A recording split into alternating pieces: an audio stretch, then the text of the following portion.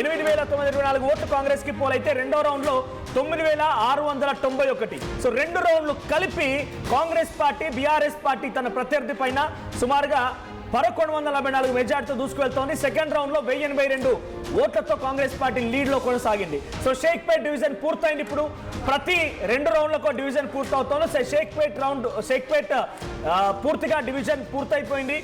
So ఈ రెండు రౌండ్లు పూర్తయ్యేసరికి ఇది result is coming back to Pushpalatha గారు. Please continue madam. నీ సౌండ్ వాయిస్ బ్రేక్ అవుతుంది, ఒకసారి చూడండి. రెండోది ఏంటంటే, నేను ఎంతసేపు వీళ్ళు మీటింగ్ లో మేము చూసాము, బీజేపీ వాళ్ళు కాంగ్రెస్ వాళ్ళు వాళ్ళ మీద అభియోగం చేయడము, లేకపోతే కేటీఆర్ వచ్చేసి బీజేపీతో మిలాఖత్ అయిపోయారని చెప్పేసి మాట్లాడారు. ఇక్కడ క్లిస్టల్ క్లియర్ గా మనకు అర్థమవుతుంది.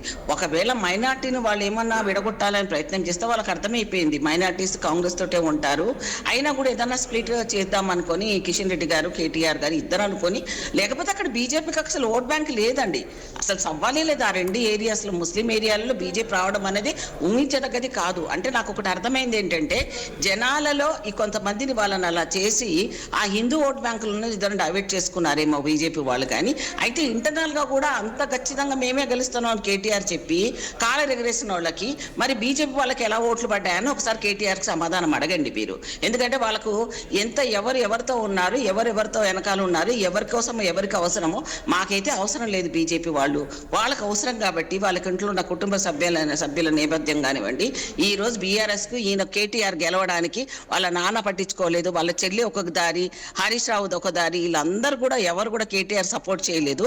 ఈయన ఏదో ట్రబుల్ షూటర్ జాబు ఈయన నెత్తిరేసుకొని వచ్చాడు. కానీ ఈయన ఓటమి ఇప్పుడు రేపొద్దున ఇండికేషన్ ఏంటంటే ఈయన లీడర్షిప్ కు పనికిరాడు.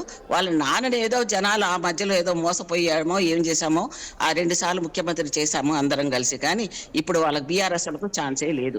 కాబట్టి ఫ్యూచర్ కూడా ఎక్స్పెక్ట్ చేయడానికి లేదు. బీఆర్ఎస్ బీజేపీతో కలిసి ఉందనేది ఇక్కడ అర్థమైపోతుంది మనకి.